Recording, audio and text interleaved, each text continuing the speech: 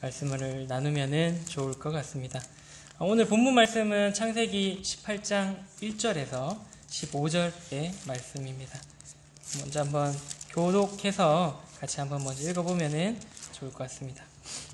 창세기 18장 1절에서 15절까지의 말씀입니다. 제가 먼저 1절부터 읽도록 하겠습니다.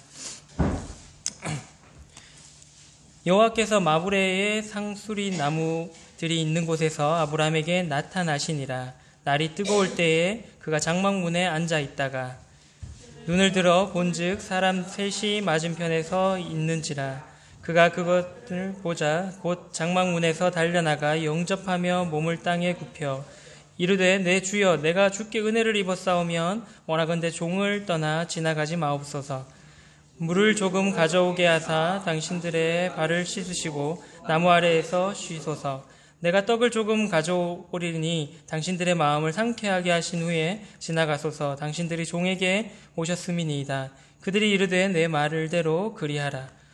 아브라함이 급히 장막으로 가서 사라에게 이르시되 속히 고운 가루 세 스아를 가져다가 반죽하여 떡을 만들라 하고 아브라함이 또 가축대 있는 곳으로 달려가서 기름지고 좋은 송아지를 잡아 하인에게 주니 그가 급히 요리한지라. 아브라함이 엉긴 젖과 유야 하인이 요리한 송아지를 가져다가 그들 앞에 차려놓고 나무 아래에 모셔 섬에 그들이 먹으니라. 그들이 아브라함에게 이르되 내 아내 사라는 어디 있느냐. 대답하여 장막에 있나이다. 그가 이르시되 내년 이맘때 내가 반드시 내게로 돌아오리니 내 아내 사라에게 아들이 있으리라 하시니 사라가 그 뒤에 장막문에서 들었더라. 아브라함과 사라는 나이가 많아 늙었고 사라에게는 여성의 생리가 끊어졌는지라. 사라가 속으로 웃고 이르되 내가 노쇠하였고 내 주인도 늙었으니 내게 무슨 즐거움이 있으리요. 여호와께서 아브라함에게 이르시되 사라가 왜 웃으며 이르기를 내가 늙었거늘 어떻게 아들을 낳으리요 하느냐. 여호와께서 능인지 못하니 있겠느냐. 기한이 이를 때에 내가 내게로 돌아오리니 사라에게 아들이 있으리라. 사라가 두려워서 부인하여 이르되 내가 웃지 아니하였나이다. 이르시되 아니라 내가 웃었느니라. 우리가 잘 아는 이야기입니다. 이제 요 뒤에 사건은 소돔과 고모라의 사건이고요. 요 뒤에 이제 나오는 이야기들은 하나님과 아브라함이 흥정하는 얘기가 나오지요. 이제 의인 몇 명을 찾으면 살려주겠습니까? 용서해 주겠습니까? 로 해서 뒤에 이제 아브라함의 이야기가 나오고, 그 전에 이제 아브라함에게 그 소돔과 고모라 이제 롯이 있었기 때문에 소돔과 고모라에 갈 것에 대해서 이제 얘기를 해주기 위해서 하나님과 하나님의 사자들이 찾아왔던 그런 사건에서 이제 아브라함에게 아들을 주실 것에 대한 약속의 말씀을 이제 아브라함에게 했습니다. 본문에서 보시는 것처럼 이제 아브라함에게 이런 말씀을 했죠. 18장 10절에 보면 그가 이르시되 내가 내년 이맘때에 내가 반드시 내게로 돌아오리니 내 아내 사라에게 아들이 있으리라 하시니 사라가 그 뒤 장막문에서 들었더라. 이제 아브라함에게 찾아온 그 하나님은 이제 아브라함에게 네 아내가 내년 이맘때 1년 뒤쯤에 아들을 낳을 거다라는 얘기를 하셨습니다. 사라의 반응이 이제 그 다음에 11절, 12절에 나오는데요. 11절에 보면은 아브라함과 사라는 나이가 많아 늙었고 사라에게는 여성의 생리가 끊어졌는지라. 사라가 속으로 웃고 이르되 내가 노쇠하였고 내 주인도 늙었으니 내게 무슨 즐거움이 있으리요? 라는 말을 하게 되지요. 물론 이제 장막 뒤에 있어가지고 당연히 못 들을 거라고 생각하고 이런 말을 입 밖으로 낸 것 같지는 않고요. 속으로 사라가 생각했던 것 같습니다. 웃으면서 속으로 웃고 또 속으로 아마 얘기했던 것 같습니다. 내가 노쇠했고 내 주인 아브라함도 늙었는데 내게 무슨 아들을 낳는 그런 즐거움이 나에게 있겠나 라는 생각을 했던 거죠. 아브라함이 이때 나이가 몇 살이었나요? 대략 100세 아들을 얻었으니까 1년 전이니까 99세쯤, 사라의 나이도 약 90세쯤 됐을 때였습니다. 여기서 나오는 것처럼 이제 여성의 생리가 끊어졌다라는 거는 더 이상 여자로서 이제 출산을 할 수 있는 그런 몸의 상태가 아니었다라고 볼 수 있죠. 어떻게 보면 사라의 반응이 인간적으로는 너무나 당연하고 너무나 누가 뭐라 해도 이 말을 들으면 그렇지, 네가 무슨 아들을 낳겠냐, 네 말이 맞다 라고 할 만한 얘기를 사라가 했습니다. 그래서 뒤에서 들었던 사라가 이렇게 속으로 웃었죠. 근데 이제 하나님께서 이 전능하신 분이시기 때문에 뒤에서, 장막 뒤에서 웃었던 것을 캐치를 하셨습니다. 13절 14절에 보면 여호와께서 아브라함에게 이르시되 사라가 왜 웃으며 이르기를 내가 늙었거늘 어떻게 아들을 낳으리요 하느냐, 여호와께 능하지 못한 일이 있겠느냐, 기한이 이를 때에 내가 내게로 돌아오리니 사라에게 아들이 있을 거다 라고 분명하게 하나님께서 얘기를 하십니다. 하나님께서는 능치 못할 일이 없으시고요, 어떻게 보면은 아담과 하와를 만드신 것도 하나님이시잖아요. 그때는 나이가 문제가 아니라 있지도 않은 사람을 만들어내셨던 분이시고, 또 이제 신약에 오게 되면은 처녀가 임신을 하는 사건이 일어나죠. 그것도 하나님께서 어떻게 보면 인간적으로 봤을 때, 또 과학적으로 봤을 때, 생물학적으로 봤을 때 도저히 이 사건은 일어날 수 없는 사건이지만, 어쨌든 여기서 나오는 14절의 말씀처럼 하나님께서는 능치 못할 일이 없기 때문에 하나님께서 약속하셨던 말씀은 분명히 이루실 거다라고 이렇게 말씀하고 계십니다. 그 아브라함에게 아들을 준다라는 약속은 창세기에 여러 차례 나옵니다. 이제 창세기 12장 1절에서 3절 말씀 보면요, 여호와께서 아브라함에게 이르시되 너는 너의 고향과 친척과 아버지의 집을 떠나 내가 내게 보여줄 땅으로 가라. 내가 너로 큰 민족을 이루고 내게 복을 주어 내 이름을 창대하게 하리니 너는 복이 될지라. 너를 축복하는 자에게는 내가 복을 내리고 너를 저주하는 자에게는 내가 저주하리니 땅의 모든 족속이 너로 말미암아 복을 얻을 것이라 하신지라. 이제 아브라함을 하나님께서 부르실 때 하나님께서 약속하셨던 약속의 말씀입니다. 친척과 아버지의 집, 고향을 떠나서 이제 앞으로 내가 네한테 어떤 땅을 보여줄 건데, 정확히 어떤 땅이라 얘기하시는 건 없고요. 보여줄 건데 네가 그 땅으로 가라. 그러면 내가 너한테 큰 민족을, 그러니까 아브라함의 씨를 통해서 너를 통한 민족이 이루어질 수 있게 할 거다. 그리고 내가 아브라함을 복을 줄 거고 그 아브라함의 이름을 창대하게 해서 너를 축복하는 사람은 다른 사람도 복받게 될 거고, 너를 저주하는 사람은 내가 저주할 거다. 너를 통해서 이 모든 땅의 사람들이 복을 받게 될 거다라는 약속을 하셨습니다.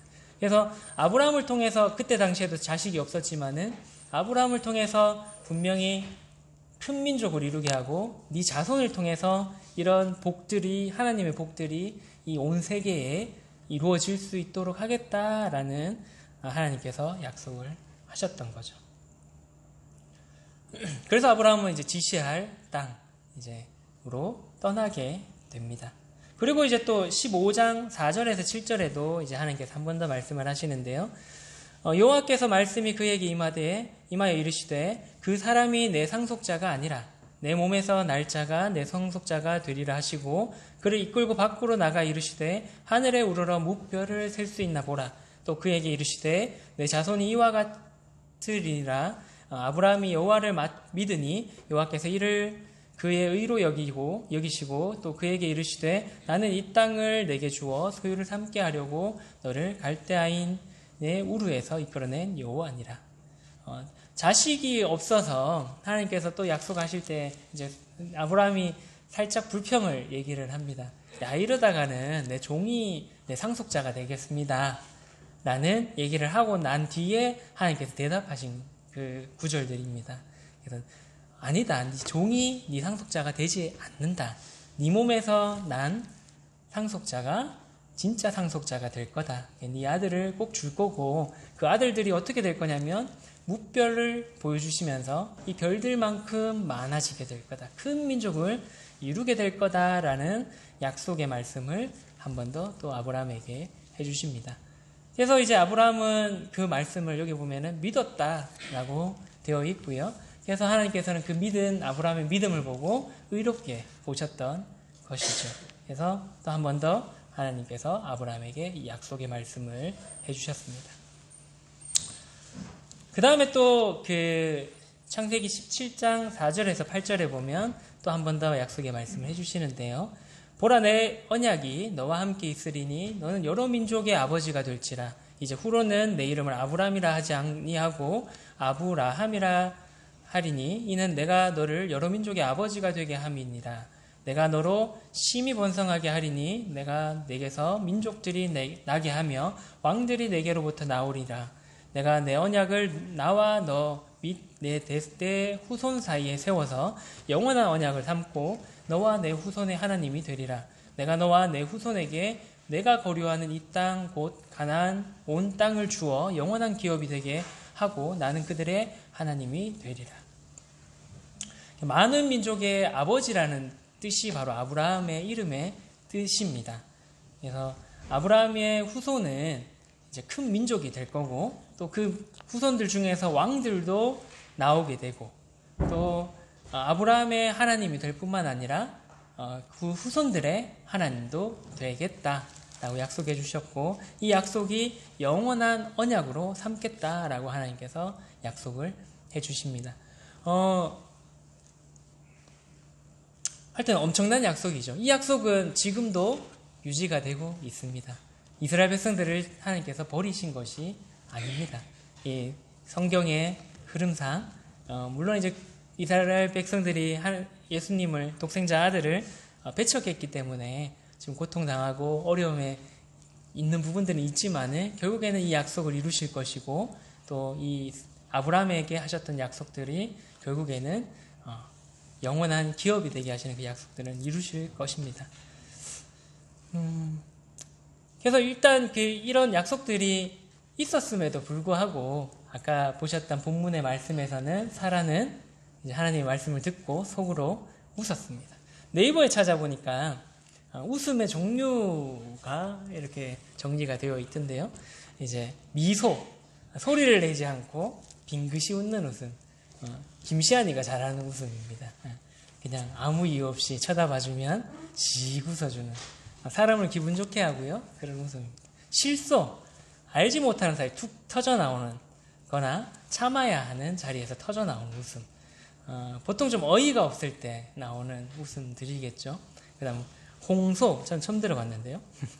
크게 입을 벌리고 떠들썩하게 웃는 웃음. 기분이 좋을 때 웃는 웃음인 것 같습니다. 내용만 봐서는. 그다음 폭소, 여럿이 이제 함께 폭발하는 갑자기 막 웃는 웃음. 뭐 보통 이제 개그 이런 프로그램이나 이런 같이 보다 보면은 또 영화나 같이 막 이렇게 웃게 되는 그런 웃음인 것 같습니다. 냉소, 쌀쌀한 태도를 업신여겨서 웃는 웃음. 그다음 고소, 쓴 웃음. 조소, 조롱하는 태도로 웃는 웃음. 그다음 파한대소, 얼굴 표정을 한껏 지으면서 크게 웃는 웃음. 가가대소, 껄껄하고 크게 웃는 웃음. 앙천대소, 고개를 젖히고 하늘을 우러러 웃는 웃음. 이건 어이가 없었을 때 웃는 웃음이라고 합니다. 여기서 나오는 사라의 웃음은 어떤 웃음일까요? 한편으로는 실소일 것도 같고요.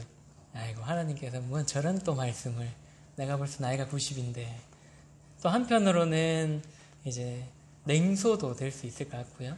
좀 에이 하면서 업신여기면서 웃는 웃음이 될 수도 있을 것 같고 한편으로는 조소도 될 수 있을 것 같습니다. 에이 뭐 말도 안 되는 소리를 하네 하는. 하여튼 뭐 어찌되었건 하나님의 말씀에 사라의 태도는 거의 비웃음에 가까운 웃음이었습니다. 그런데 어떻게 보면 아까도 말씀드렸지만 사라의 이 웃음은 너무나 당연한 그런 웃음이었고요. 어떻게 보면 희망이 있었다면 이런 웃음도 짓지는 않았을 것입니다.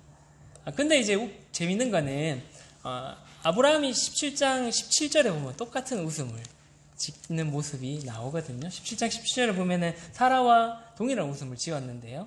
어떤 얘기를 했냐면 하나님한테 이스마엘이나 하나님 앞에 잘 살기를 원합니다 라고 하나님께 말씀을 드립니다. 어쨌든 자기의 시기는 하잖아요. 물론 이제 사라를 통해 낳은 아들은 아니었지만 종을 빌려서 종을 통해서 낳은 아들이 있었기 때문에 이스마엘이라도 하나님 앞에서 살기를 원한다라고 얘기를 했습니다. 땅바닥에 엎드려서 이제 똑같은 웃음을 지었죠. 하지만 그때도 하나님께서는 분명히 사라를 통해서 아들을 주실 거라고 얘기를 하셨고요. 그 아들의 이름을 이삭이라고 해라 라고까지 이제 아들의 이름까지 지어주십니다. 아들의 이름 이삭의 이름의 뜻이 무엇인가요? 웃음입니다. 근데 아마 하나님께서 지으셨던 의도는 이런 비웃음의 의미로 지으시진 않으셨을 것 같고요. 그 후에 나오는 그 웃음의 의미로 지었지 않을까라는 생각이 듭니다.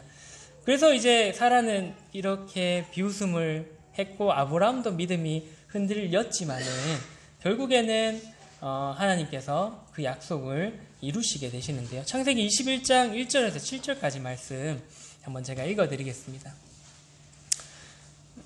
여호와께서 말씀하신 대로 사라를 돌아보셨고 이제 하나님께서 약속을 지키셨다라는 거죠. 여호와께서 말씀하신 대로 사라에게 행하셨으므로 사라가 임신했고 하나님이 말씀하신 시기가 되어서 노년의 아브라함에게 아들을 낳으니 아브라함이 그에게 태어난 아들 곧 사라가 자기에게 낳은 아들을 이름하여 이삭이라 하였고 그 아들 이삭이 난 지 8일 만에 그가 하나님이 명령하신 대로 할례를 행하였더라. 아브라함이 그의 아들 이삭이 그에게 태어날 때에 백세라 사라가 이르되 하나님이 나를 웃게 하시니 듣는 자가 다 나와 함께 웃으리로다. 또 이르되 사라가 자식들을 젖먹이겠다고 누가 아브라함에게 말하였으리요마는 아브라함의 노경에 내가 아들을 낳았도다 하니라. 이제 그 비웃음이 하나님의 약속대로 뒤에 와서는 1년이 지난 뒤에는 기쁨의 웃음으로 바뀌었습니다. 하나님께서 나를 웃게 했고요. 그러니까 사라를 웃게 하셨을 뿐만 아니라 아브라함도 웃게 하셨고 그리고 그 이야기들을 듣는 모든 사람들이 함께 기뻐하고 웃도록 만드셨다라고 이제 사라가 고백을 하고 있습니다. 어떻게 보면은 이 아브라함과 사라가 본인들이 태를 통한 아들을 낳을 것이라는 것들을 포기하고 살았을지도 모르겠습니다. 하지만은 그 결과는 여기 나오는 것처럼 하나님께서 이 약속을 이루신 것입니다. 100세의 아들을 얻는다는 거, 90세의 아들을 낳는다는 거, 참 불가능한 일이지만 하나님께서 약속하신 말씀들은 분명히 이루시는 분이시고 또 그 약속들에 대해서는 하나님께서 시기는 조금 늦어질지 모르겠지만 언젠가는 그 약속들을 이루어 가시는 분이 바로 우리의 하나님이시다라는 것입니다. 그래서 결과적으로는 이 부분을 통해서 이런 사건들을 통해서 하나님께서는 영광을 받으시게 되신 거죠. 사라와 아브라함을 그리고 이삭을 통해서 하나님께서 영광을 받으시게 되셨습니다. 우리의 삶에도 그런 것 같습니다. 우리가 하나님께로부터 받은 수많은 약속들이 성경에 적혀 있고요. 우리는 때때로 이 하나님께서 하셨던 약속들을 아브라함과 사라처럼 잊고 살 때가 참 많지만은 어쨌든 이 성경에는 하나님의 약속들이 수백 가지, 수천 가지가 적혀 있습니다. 그리고 구원의 문제에 있어서도 그렇습니다. 구원의 문제에 있어서도 하나님께서 구원을 받는 방법들, 구원을 이루시겠다라고 하셨던 그런 약속의 말씀들이 동일하게 이 성경에 많이 적혀 있습니다. 우리의 구원이 우리의 상태에 따라서 달라지면 여기 앉아 계신 분들이 구원받으실 분들은 한 분도 없다라고 생각을 합니다. 내 마음이 오늘은 좀 아침에 일어났더니 어제 읽었던 말씀이 머리에 떠오르고 막 감동이 되어지면서 자연스럽게 막 찬양이 나오고 오늘은 왠지 구원받은 것 같은데 내일이 됐는데 회사에서 전날에 일이 너무 많고 욕도 많이 먹고 해서 밤에 기분 나쁘게 자서 아침에 일어났더니 또 회사 갈 걱정에 이런저런 걱정이 들면 또 하나님이 잊혀지고 또 회사 가서는 이제 힘들다 보니까 서로 막 싸우고 회사 사람들과요 또 욕하고 막 이러다 보면 또 내가 오늘은 구원 안 받은 것 같고 우리의 상태에 따라서 이 구원이 왔다 갔다 한다면은 얼마든지 이런 생각들을 할 수 있고요. 우리 구원이 무산될 수도 있다라고 생각을 합니다. 하지만은 우리의 구원의 그 근거가 다행히도 그 하나님의 말씀, 이 성경에 적혀 있는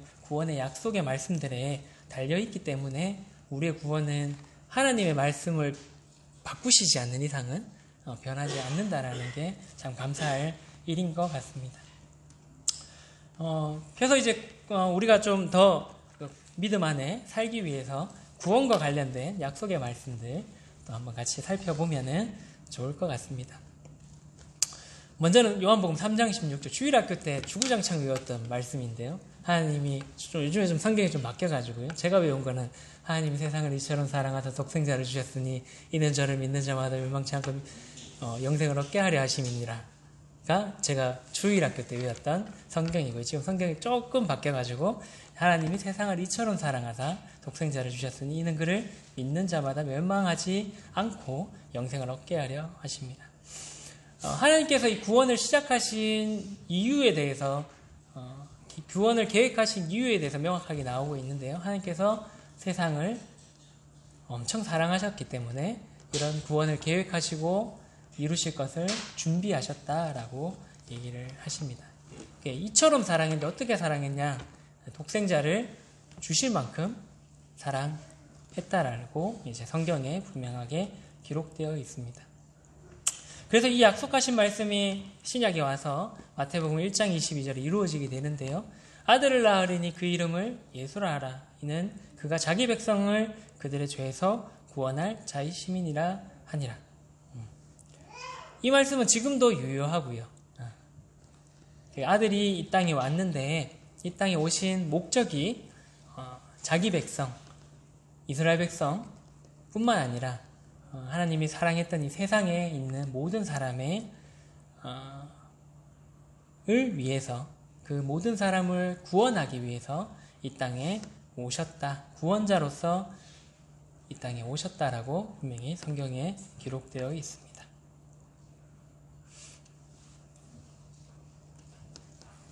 로마서 4장 25절에 보면요. 예수는 우리가 범죄한 것 때문에 내줌이 되고 또한 우리를 의롭다 하시기 위해서 살아나셨느니라 라는 말씀도 있습니다. 예수님은 우리의 죄 때문에 죽으셨고요. 목적에 맞게 이제 살아가셨죠. 구원자로서 사셨고 또 구원자로서 우리를 위해서 죽으셨습니다. 그 이유는 여기 분명히 나와 있는 것처럼 우리를 의롭다 하시기 위해서 살아나셨다. 우리가 범죄한 것 때문에 내주셔서 죽임까지 당하시고 또 우리를 의롭다 하시기 위해서 다시 살아나셨다라고 이제 기록이 되어 있습니다.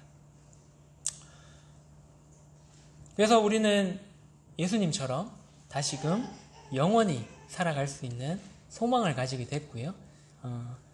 예수님이 가신 그 아버지 집에 우리도 감히 한 발 내디딜 수 있도록 하나님께서 은혜를 베풀어 주셨습니다. 갈라디아서 3장 11절에 보면은 또 하나님 앞에서 아무도 율법으로 말미암아 의롭게 되지 못할 것이 분명하니 이는 의인은 믿음으로 살리라 하였습니다. 우리는 이 하나님의 모든 말씀들을 지켜서 의로워하실 수 없는 사람들입니다. 저도 그렇고요. 이제 제일 자신을 자기가 제일 잘 알잖아요. 물론 하나님이 더 잘 아십니다만은 일단은 하나님 제외하고 자신을 제일 잘 아는 사람은 본인입니다. 얼마든지 성도님들 앞에서 제가 착한 척 할 수는 있지만 내 스스로가 돌아봤을 때 내가 착한 사람이 아닐 수도 있다라는 거죠. 하나님 앞에 섰을 때는 더더욱이 내가 착한 사람이 아닐 수도 있습니다. 근데 얼마든지 속일 수는 있습니다. 근데 어쨌든 우리는 이 하나님의 말씀, 구약에 나오는 레위기에 나오는 모든 율법들을 우리가 지켜서 의로워질 수 있는 사람은 이 자리에 한 명도 없다라는 것입니다. 의인이 되는 것은 우리의 노력이나 우리의 어떤 수고로 이루어지는 것이 아니라 감사하게도 믿음으로써 우리가 구원을 받을 수 있다라는 것이 또 하나님의 약속이고 또 우리가 감사해야 될 부분이라고 생각을 합니다. 디도서 3장 5절에서 7절에 보면 또 이런 말씀이 있는데요. 우리를 구원하시되 우리가 행한 바 의로운 행위로 말미암지 아니하고 오직 그의 긍휼하심을 따라 중생의 씻음과 성령의 새롭게 하심으로 하셨나니 우리 구주 예수 그리스도로 말미암아 우리에게 그 성령을 풍성히 부어주사 우리로 그의 은혜를 힘입어 의롭다 하심을 얻어 영생의 소망을 따라 상속자가 되게 하심이라.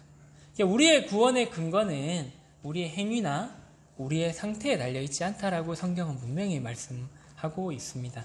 그래서 오직 예수님께서 이루신 것을 믿는 그 믿음으로 우리가 은혜가 우리에게 임할 수 있다라고 기록되어져 있습니다. 그래서 우리는 그의 은혜를 힘입어서 의롭다 하심을 얻고 또 영생의 소망을 얻을 뿐만 아니라 심지어는 상속자가 된다라는 약속의 말씀까지 해주고 있습니다. 종과 아들과 상속자는 조금씩 차이가 종과 아들은 엄청난 차이가 있고요. 아들과 상속자는 또 조금 차이 납니다. 보통 우리나라 문화에서는 장남이 많은 지분을 가지고 가죠. 법적으로도 그렇고요. 아닌가요? 요즘에는? 요즘은 n분의 1인가 봅니다. 옛날에 우리의 문화에서는 상속자로서 큰아들이 제일 많은 것들을 가져갔습니다. 그러니까 성경에 나오는 문화를 봐도 장자가 굉장히 중요한 역할을 하고요. 그리고 많은 지분들을 가지고 가도록 성경에는 모든 인물들이 그랬습니다. 그래서 이제 야곱과 에서의 다툼 속에서도 야곱이 그걸 알았던 거죠. 장자가 돼야 아버지의 모든 축복과 모든 것을 가져갈 수 있구나 라는 걸 알았기 때문에 무리하게 또 형을 속이기도 했고요. 그랬던 것 같습니다. 그래서 또 상속자와 그냥 단순한 아들은 또 엄청난 차이가 있습니다. 그래서 성경에 봐도 큰 아들의 축복과 작은 아들의 축복은 많이 다르거든요. 그래서 어쨌든 우리는 하나님의 상속자가 되었다라고 기록이 되어 있습니다. 그냥 단순한 그런 아들이 아니라 하나님의 모든 것들을 우리가 누리고 함께 할 수 있는 그런 자들이 된 것입니다. 어떻게 되었냐면 우리의 행동이나 우리의 삶의 모습이 아니라 하나님께서 이루어 놓으신 모든 것들을 우리가 믿음으로써 그 영광에 참여할 수 있게 된 것입니다. 마지막으로 에베소서 2장 8절에서 9절 말씀이냐 너무나 잘 아시는 말씀인데 너희는 그 은혜에 의하여 믿음으로 말미암아 구원을 받았으니 이것은 너희에게서 난 것이 아니요 하나님의 선물이라 행위에서 난 것이 아니니 이는 누구든지 자랑하지 못하게 함이라. 우리가 자랑할 것은 하나도 없습니다. 안타깝게도 우리가 구원을 받은 것들 또 하나님의 사랑을 받은 것들 하나님의 사랑을 알게 된 것도 우리가 어떻게 잘나서 너는 좀 내가 봤을 때 좀 괜찮으니까 너 구원 좀 받아야겠다 말씀 좀 듣고 믿어라 하신 것도 아니고요. 모든 사람에게 공평하게 이 사랑을 보여주셨고 모든 사람에게 공평하게 이 사랑을 믿으면 구원받을 수 있는 길을 열어주신 것입니다. 그래서 우리는 믿음으로 말미암아서 이 구원을 받은 자들이고 그렇기 때문에 하나님 앞에 섰을 때 하나님 제가 잘나서 구원받았습니다 라고 얘기할 수 없다라는 거죠. 그래서 하나님 앞에서든 사람 앞에서든 내가 받은 이 구원에 대해서 그 어떤 자랑도 할 수 없다. 왜냐하면 우리는 그 은혜로 인해서 믿음으로 단지 우리가 그 사실들을 믿음으로써 구원받았기 때문에 우리는 자랑할 것이 없다라고 이제 얘기하고 있습니다. 동영상 하나 제가 보여드릴 텐데 성경을 이렇게 좀 간추려 놓은 그런 동영상입니다. 한때 유행했던 샌드 아트로 그거를 했던 것들인데요. 그냥 창조부터 해서 예수님께서 죽으심까지에 대한 동영상이라서 한번 쭉 보시면 유익하실 것 같아서 가져왔습니다. 조금 길어서요. 그냥 편안한 마음으로 모든 사건들, 모든 말씀들, 모든 일들은 다 우리를 위한 것들입니다. 우리가 느끼지 못한다 하더라도 하나님께서 우리를 향한 그 마음들을 이 성경에 표현을 해 놓으셨습니다. 그래서 우리가 살아갈 때 때로는 또 믿음이 흔들릴 때 구원이 불확실해 보일 때 우리가 찾아봐야 될 것은 이 성경 말씀입니다. 하나님의 약속의 말씀이 어땠나? 나에게 향한 하나님의 생각이 어떠신가? 그런 부분들을 성경을 통해서 우리는 알아봐야 되는 것입니다. 그래서 때로는 이제 정말 안개가 낀 것처럼 내 앞이 아무것도 안 보일 때가 있습니다. 그래서 이게 어떻게 될까? 이게 어떻게 마무리될까? 어쨌든 그런 것들이 보일 때에 우리는 더욱더 성경책을 살펴보고 하나님의 말씀은 어떠신가 우리는 봐야 되는 것입니다. 그래서 그럴 때에 이 말씀에 나오는 약속의 말씀들을 우리가 볼 때 하나님이 분명히 이 안개를 거쳐주시고 분명한 그 길들을 보여주신다라고 생각을 합니다. 구원의 문제도 그렇고요. 그리고 우리의 삶의 문제도 동일하다라고 생각을 합니다. 그래서 이번 주가 저희는 뭐 별로 저희 모임에서는 그렇게 중요하게 생각은 안 합니다만은 고난주일입니다. 예, 다음 주가 부활절이고요. 가톨릭 절실히 믿는 나라들은 다음 주 쉬시더라고요. 저희 고객들도 쉬더라고요. 한편으로는 좀 부럽기도 하지만 어쨌든 이번 주가 고난주일이고 다음 주가 부활절입니다. 그 의미가 뭔지는 한번 같이 생각해보고 또 그런 말씀들을 묵상해보는 것은 굉장히 좋은 일이라고 생각합니다. 이 절기 때문에 그렇게 하는 게 아니라 이 절기에 특별히 더 우린 평소에 생각하고 있지만 한 번 더 주님이 왜 우리를 위해 죽으셨는지 또 왜 그 길을 가셔야만 했는지 또 우리에게 어떤 삶을 살기를 원하시는지에 대한 부분들을 깊이 묵상하시고 또 감사하시고 찬양하시는 그런 한 주가 되시면 좋을 것 같습니다. 어떠한 상황이 되더라도 하나님의 말씀은 변치 않으시고 영원하다라고 분명히 또한 성경에 우리에게 약속하고 계십니다.